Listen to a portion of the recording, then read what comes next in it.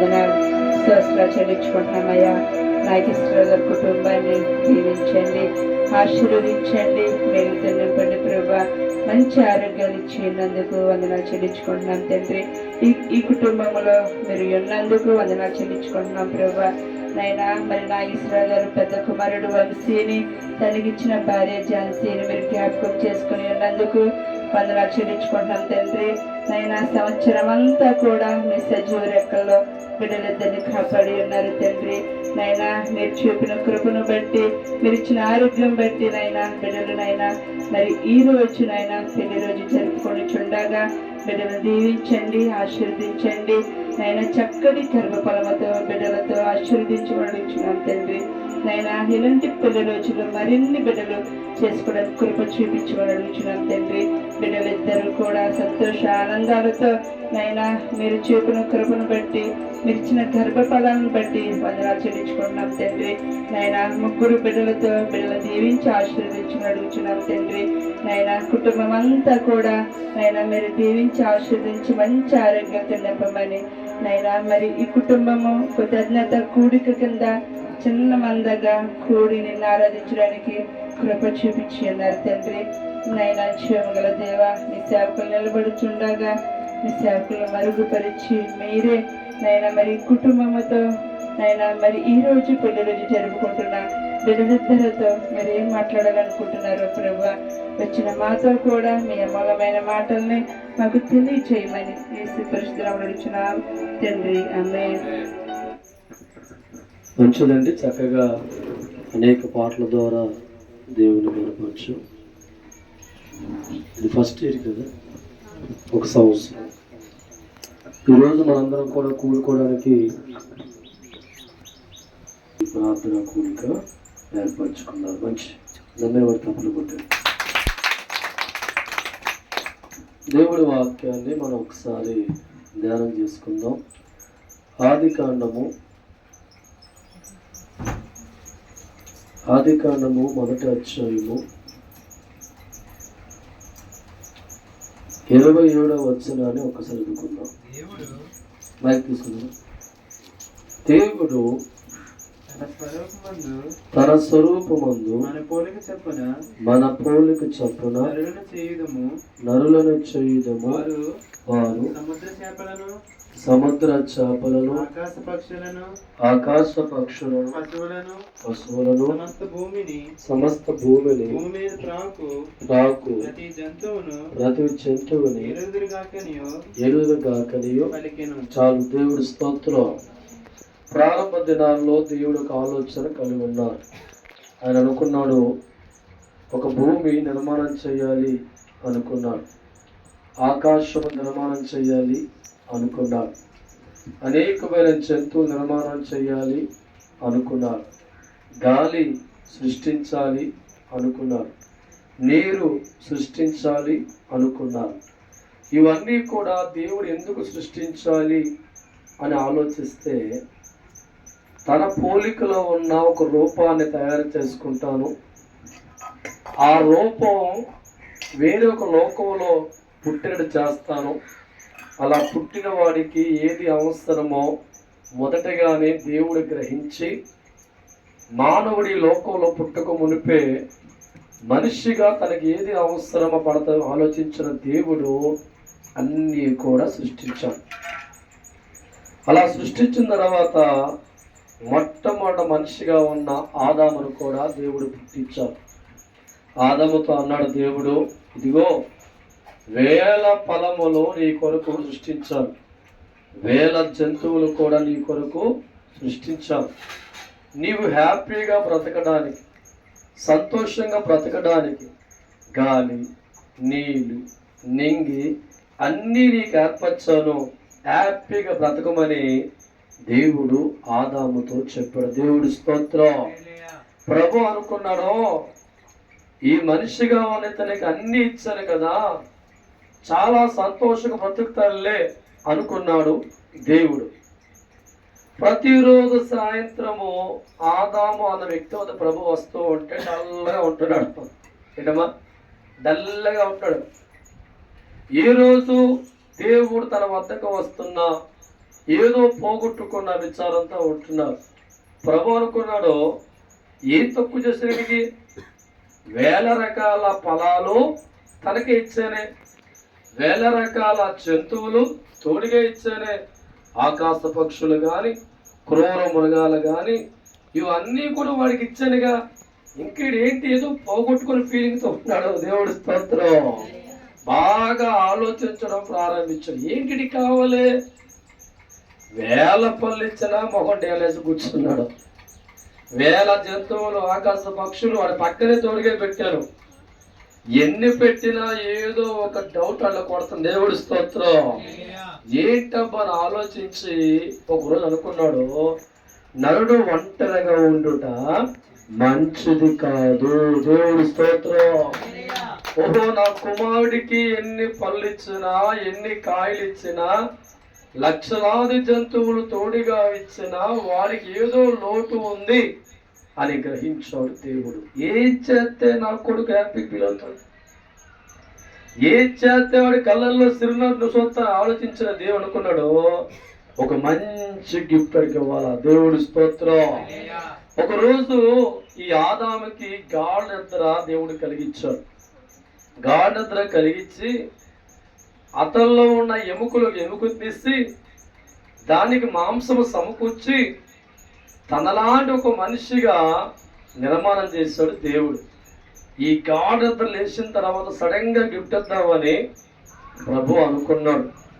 ఈ నిద్రలోంచి వచ్చే లోపే ఆ పక్క నిలబెట్టాడు దేవుడు. దేవుడి స్తోత్రం.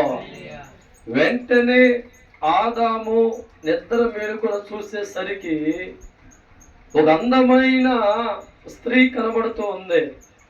ఆమె చూడగానే మనకి వచ్చిందంటే కవితలు. దేవుడి స్తోత్రం. హల్లెలూయా.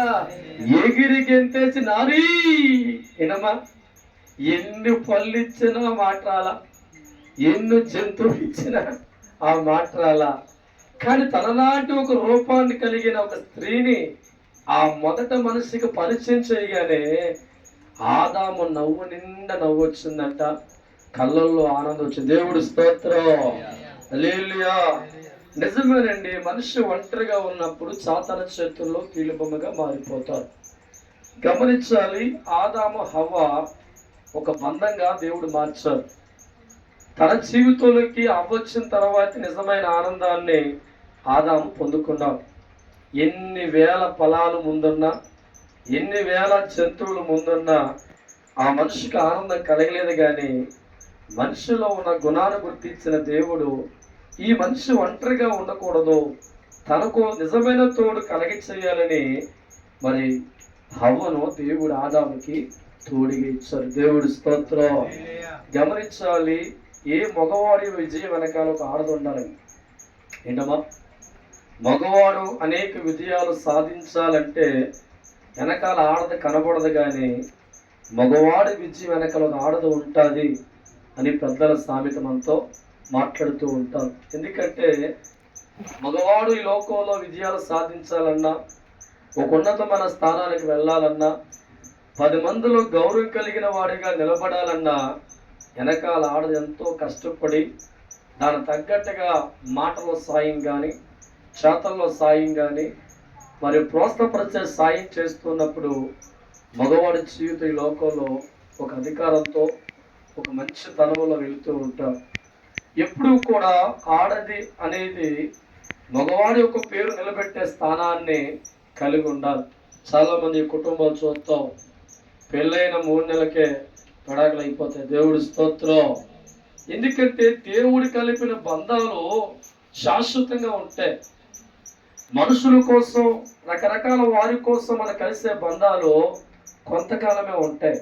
దేవుని కలిగిన వారు మన కుటుంబానికి బిడ్డగా వచ్చినప్పుడు, దేవుని కలిగిన వారు మన జీవితాల్లో తోడుగా వచ్చినప్పుడు, దేవుడు కలిగిన వారికి చాలా సహనం ఉంటుందండి, చాలా ఓర్పు ఉంటుంది.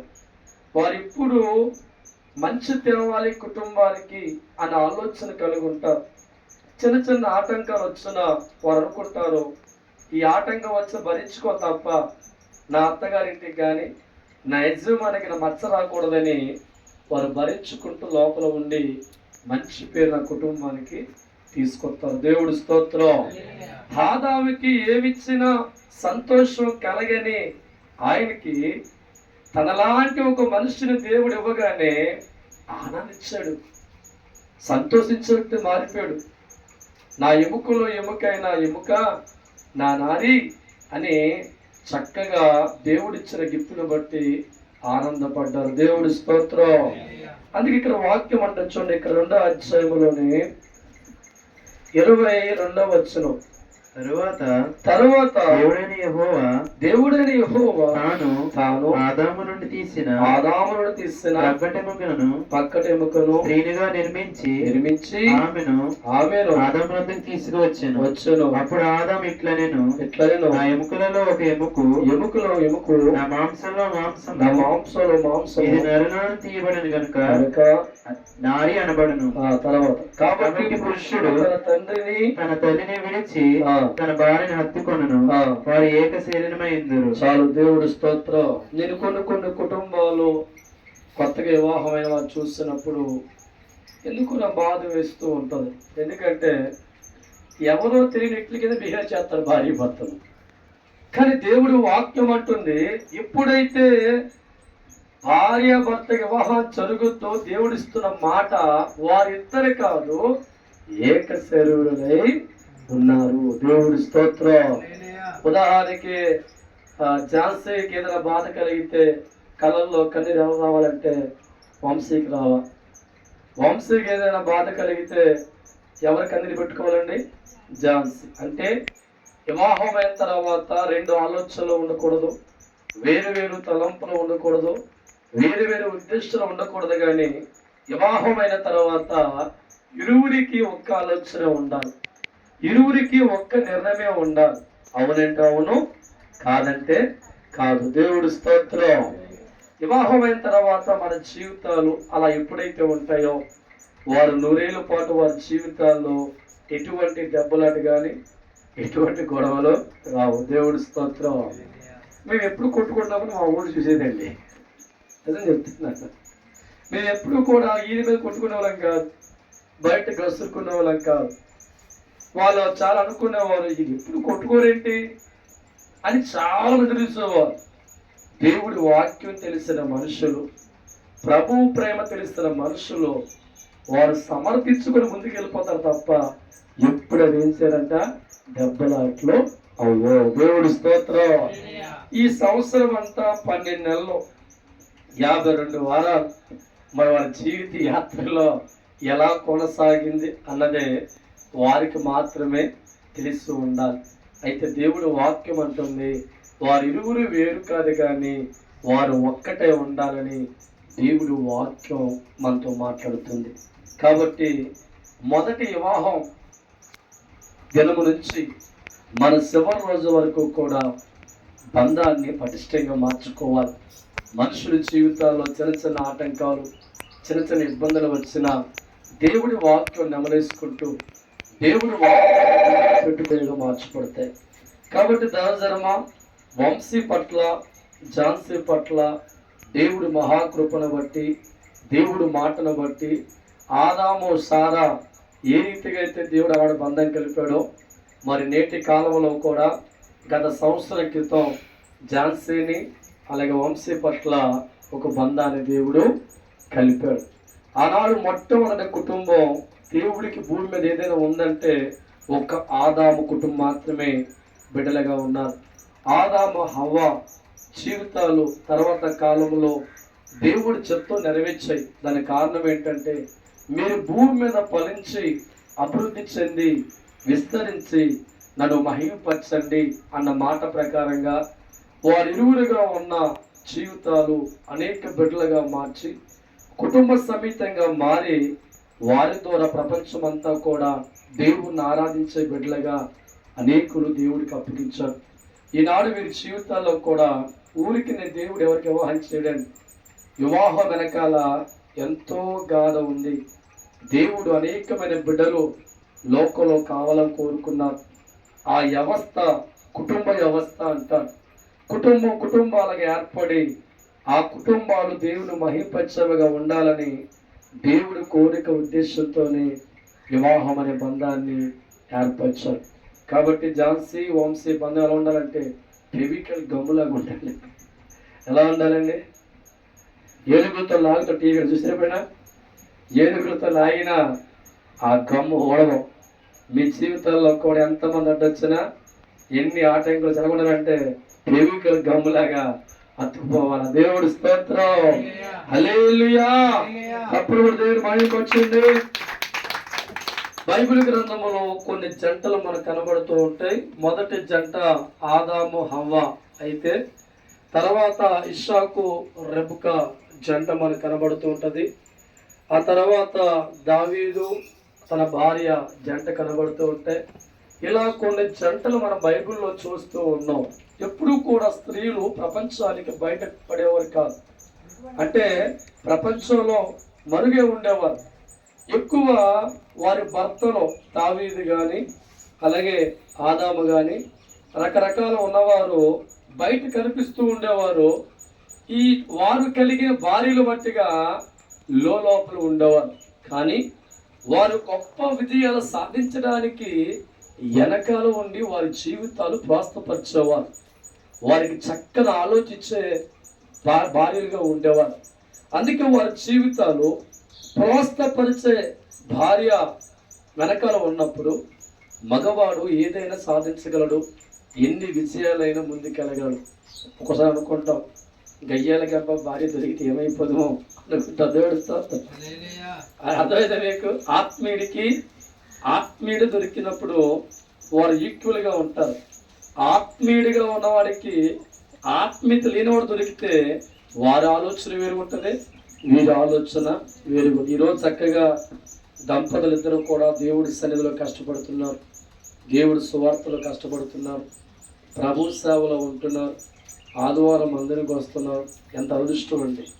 ఎంతోమంది భర్త దేవుడి మందిరికి వస్తే భార్య మందిరికి రాక, భార్య మందిరికి వస్తే భర్త మందిరం రాక, వివాహమైన వారి జీవితం ఎంతో కన్నీరుతో శోధనలో ఉన్న కుటుంబాలు ఎన్నో ఉన్నాయి. కానీ ఈరోజు వారి జీవితాలు ఇద్దరు దేవుడి సన్నిధిలో ఉంటున్నారు, ఇద్దరు దేవుడు సువార్తలో ఉంటున్నారు, ఇద్దరు కూడా దేవుడు పనిచేస్తూ ఉంటే వారి మధ్యలో ఒక సృష్టికర్త దేవుడు తోడుగా ఖచ్చితంగా వస్తారు. కాబట్టి దేవుడు వాక్యం అంటుంది, తన జీవితంలో వేరు కాదు, ఇద్దరు ఒక్కటని దేవుడు చెప్పిన వాక్యాన్ని గౌరవించి 100 ఏళ్ల పాటు చిన్న చిన్న ఆటంకాలు వచ్చినా వాటిని మీ యొక్క ప్రార్థన బట్టి, మీ విశ్వాసమును బట్టి తొలగించుకుంటూ దేవుడి ప్రేమను బట్టి మనం ఏం చేయాలంట?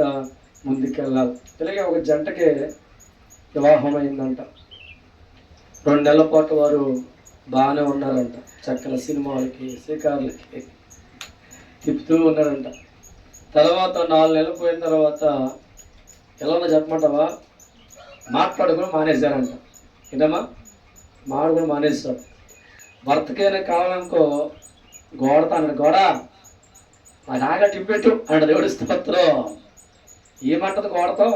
ఆ పెట్టని చూడు. చాలా నీళ్ళు కావాలనుకో గోడ వైపు తిరిగింది, గోడ అక్కడ పెట్టి నీళ్ళు తాను చేసుకో అంట. దేవుడి స్తోత్రం. ఈ యజమాని ఏదైనా టిఫిన్ తెచ్చాడు అనుకో, చేతికి గోడ చెప్తాడు, గోడ అక్కడ టిఫిన్.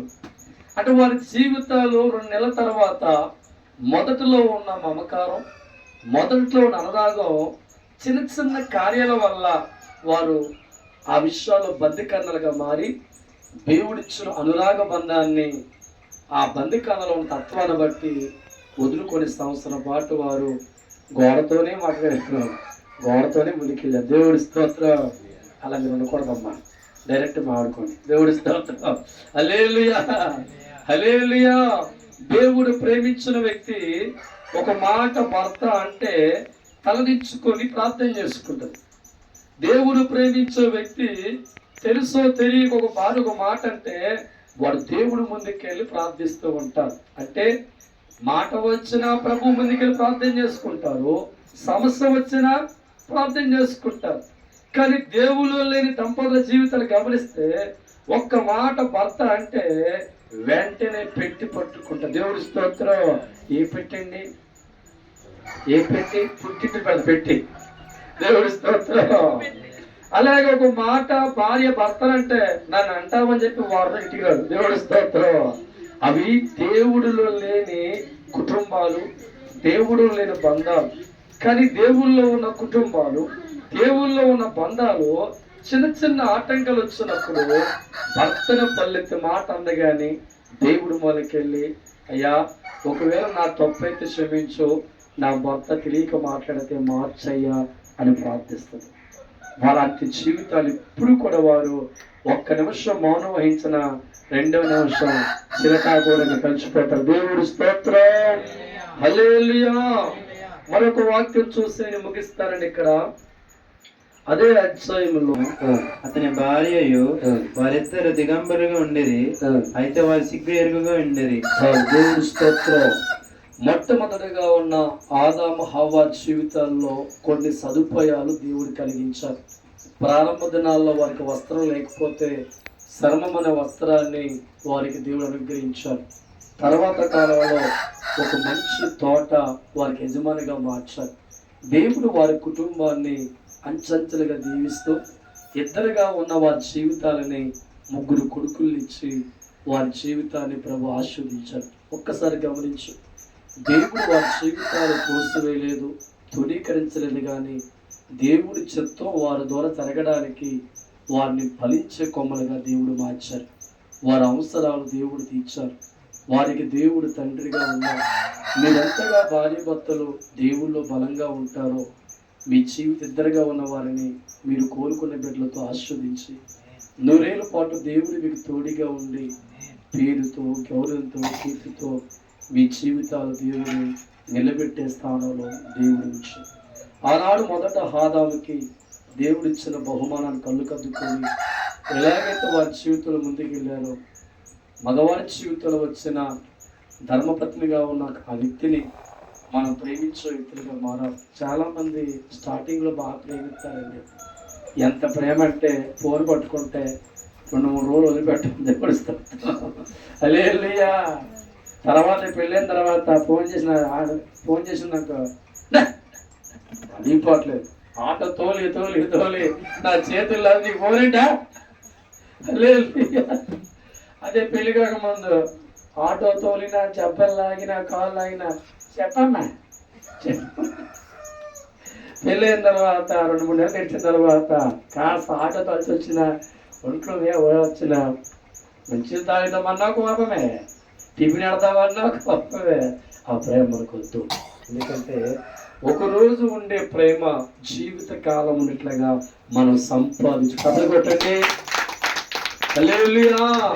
ప్రారంభ దినాల్లో నీ సొత్తుగా మారకమునకు అభిమానించి గౌరవించి ఈ బిడ్డ నా ఇంటి బిడ్డగా మారాలని ఆశ కలిగి దేవుడు ప్రార్థించుకొని ముందుకెళ్ళినప్పుడు దేవుడు మనకిచ్చిన ఆ బహుమానాన్ని మన దీపంగా మార్చుకొని ఎల్లప్పుడూ కూడా అదే ప్రేమ అనురాగాలతో మనం చూస్తూ ఉంటే ఎంత బాగా మనం మనకిచ్చిన బిడ్డను ప్రేమిస్తామో అంత ప్రేమ కుటుంబానికి ఆ వచ్చిన బిడ్డ పంచిపెడుతూ ఉంటుంది.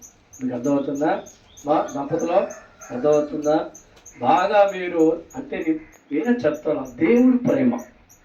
దేవుడు ప్రేమ మన జీవిత కాలం అంతా వారికి మనం అనుగ్రహించినప్పుడు మన జీవితాల్లో కూడా అటువంటి ప్రేమ ఆ మనిషి మనకు అనిపిస్తుంది. మన జీవితాల్లో కలిసి మెలుస్తుంటే మన ఇంచుమించు 100 సంవత్సరాలు వచ్చి పళ్ళు ఊడిపోయి ముసలైపోయిన ఆ ప్రేమ గుండెలో దాచుకుంటే ఫస్ట్ మ్యారేజ్ ఎలాగుంటారో అప్పుడు అలాగే ఉంటారు. హల్లెలూయా. కొంతమంది కుటుంబాలు చూస్తూ ఉంటా బండి మీద వెళ్ళినప్పుడు 70 సంవత్సరాలు ఆయనకుంటుంది. నేను చూసి ఆ బస్సులో ఒకసారి ప్రయాణం చూసుకుంటాను. ఈమె ఒలిసి నోటి తినిపిస్తుంది. 80 సంవత్సరం వయసు ఆయనకు ఉంటుంది, వీటికి 65-70 ఉంటుంది అన్నమాట. ఏ శనక్కలే కొనుక్కున్నారు ఉడకబెట్టినవి. పక్కనే కూర్చున్నా చక్కన భార్య ఒలిసి పెట్టెత్తుంటే ఇది మనోడు తింటున్నాడు, కవర్ చెప్తున్నాడు అనుకున్నాను. ఇది నిజమైన ప్రేమ. దేవుడి స్తోత్రం.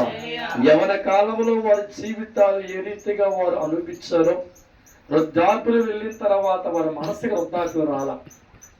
వారి వయసు అయితే శర్మానికి వచ్చింది కానీ వారి హృదయానికి వృద్ధాప్యం రాలా. ఆ దినాలు ఎటువంటి ప్రేమ వారు కలిగి ఉన్నారో 80 సంవత్సరాల వయసు వచ్చిన తర్వాత కూడా వృద్ధాప్యం అనేది ప్రేమకు ఉండదు కనుక ఆ ప్రేమతో వారి దంపతులు ముందుకెళ్తూ ఉన్నారు. మనము కూడా దేవుడు ప్రేమ గుండెలు నింపుకొని మన వయసు పెరుగుతున్న కొలది మనం ఇంకా దగ్గరగా ఉండి దేవుడిని హత్తుకొని ముందుకెళ్తూ ఉంటే ఝాన్సీ పట్ల, వంశీ పట్ల దేవుడు ఎన్నో వరాలు కురిపిస్తాడు, ఎన్నో దేవుడు కురిపిస్తాడు. ఈరోజు ఇద్దరుగా ఉన్నారు, సంవత్సరం తిరిగేలోపు నలుగురు ముగ్గురు మొత్తం ఆడుతారు. సిరి సంపదలు ఒక పక్కన పెడితే అన్నిటికంటే ముఖ్యంగా దంపతుల ఫలింపు చాలా ప్రాముఖ్యమైనది కనుక ఆనాడు హాదా సారా జీవితాన్ని ఫలింపు చేశాడు దేవుడు. అలా మీ జీవితాలు కూడా దేవుడు ఫలింపు చేయబోతున్నారు. కాబట్టి మీ ఇద్దరు వేరు కాదు, మీ ఇద్దరు ఒకటి. 52 వారాలు 12 నెలలు 3 రోజు ఎలా గడిచిందో మీకు తెలియదు. ఎక్కడో పుట్టావు ఝాన్సీ అని ఒక వ్యక్తి, ఎక్కడో పుట్టాడు వంశీ అనే వ్యక్తి. ఇది మనుషులు కలిపిన బంధం కాదు, కానీ మహాశక్తి కలిగిన దేవుడి చిత్తముల వారి బంధం కలిసింది కనుక వారి జీవితాలు ఎల్లప్పుడూ ఆనందంగా ఉంటాయి, వారి బతుకులు చల్లగా ఉంటాయి. వారు కుటుంబ సమేతంగా ఆరాధించేది ఇప్పుడు వారు ఇద్దరుగా ఉన్నారు కనుక రాబోయే రోజుల్లో మరి దేవుడు ఆశ్రయించి ఓ 4-5 పిల్లలను ఆ జీవిత యాత్రలో దేవుడు అనుగ్రహిస్తారు. ఆ కుటుంబం అందరూ కలిసి దేవుడు మందిరంలో వచ్చి తప్పట్లు కొట్టి ప్రార్థిస్తూ ఉంటే మీ కుటుంబాన్ని దేవుడు మహా ఆనందిస్తారు. దేవుడి స్తోత్రం. ఆయన ముఖ్య ఉద్దేశం ఏంటంటే కుటుంబ వ్యవస్థని భూమి మీద తీసుకొచ్చింది మనుషులు కాదు, కానీ దేవుడి కోరికే కుటుంబ వ్యవస్థ. ఎందుకు కోరుకున్నాడు అంటే మనమేదో డబ్బు ధనతం కాదు, కానీ నా బిడ్డలు నన్ను ఆరాధించాలి, నా బిడ్డలు స్తుతించాలని ఒక మంచి మనసు కలిగిన దేవుడు కుటుంబ వ్యవస్థను ప్రేమించి వివాహం అనే బంధాన్ని ఈ లోకానికి పరిచయం చేసి మొదటి వివాహాన్ని ఆదాము హవ్వ ద్వారా జరిగించి సృష్టికి మూలకర్త అయిన తండ్రి ఈ వివాహం జరగాలి, మనుషులు ఒంటరిగా ఉండకూడదు, వారు కుటుంబాలకు ఏర్పడి ప్రపంచమంతా బిడ్డలుగా మారి అందరి కంటాలకు స్తుతించాలని కోరుకున్నాడు. ఆ కోరికే వంశీ ఝాన్సీ వివాహానికి మూల కారణమైంది. దేవుడి బిడ్డలు దూరంతలుగా ఆస్వాదించని కాక కళ్ళు మూసుకుని